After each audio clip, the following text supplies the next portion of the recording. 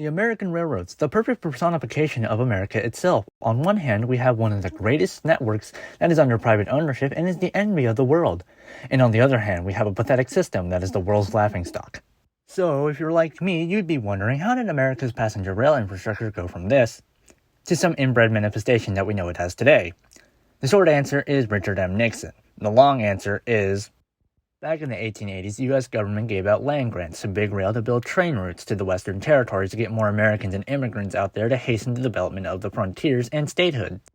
This ultimately proved successful, as towns and eventually large cities would sprout out from train depots and stations along the lines. Ever heard of Denver?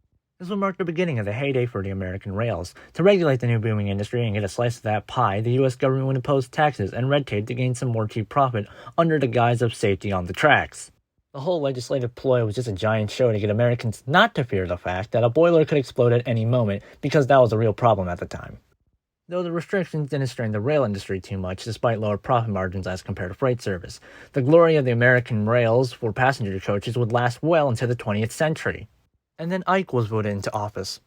Dwight D. Eisenhower was an American officer who parted with the 1919 motor convoy, which was basically to prove that the military could react in time if the West Coast was ever invaded.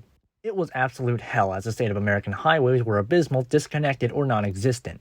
In the 1940s, Eisenhower took a much more pleasant convoy through Europe as a part of the European theater of World War II, and it was glamored by how much better the war-torn roads of the Autobahn were than what existed back at home. And so, as president, he made it his goal to give America good automotive transportation infrastructure. Through the signing of the 1956 Interstate Highway Act, Eisenhower granted billions to the American auto industry to design what would become the interstate highways, just as the government did to the railroads 7 decades prior. With the rapid and encouraged growth of the auto industry, the birth of the commercial flight industry, the railroads losing interest in running passenger rail service due to previously small profit margins now becoming negative profit margins due to high cost and maintenance, staff pay, and aforementioned government restrictions and taxes, the passenger rail service industry started to decline.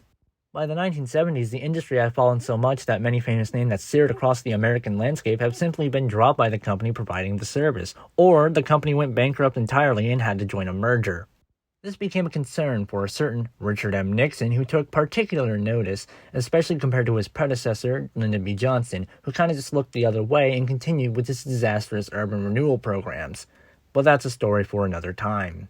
As an emergency recovery effort to save the dying, if not already dead industry, Nixon finally decided to cut unnecessary and destructive taxes and business restrictions that were crippling. Just kidding, he nationalized the entire industry and created Amtrak, everyone's favorite, corporation? Civic service? Government-owned corporation? What the hell is Amtrak? Amtrak is a privately owned corporation with all stocks owned by the head of the DOT. I'm going to put that under state-owned corporation group. So yeah, the entire industry was a monopoly owned by the government, and the rest is history. Amtrak is a terribly dysfunctional service with no need to improve because they have no competition, and at the end of the day, they're still going to get their paychecks from Uncle Sam. So how do we fix this literal and figurative train wreck? The solution is quite simple. Disband Amtrak and give passenger service back to actual private corporations that would be forced to provide better quality service so they can survive in the industry. The real question now is if Washington is ready for the truth. I hope you enjoyed the video. I'd also really like to hear your opinions in the comments down below. This has been Mr. Asian Pie. See you on the flip, and don't be stupid.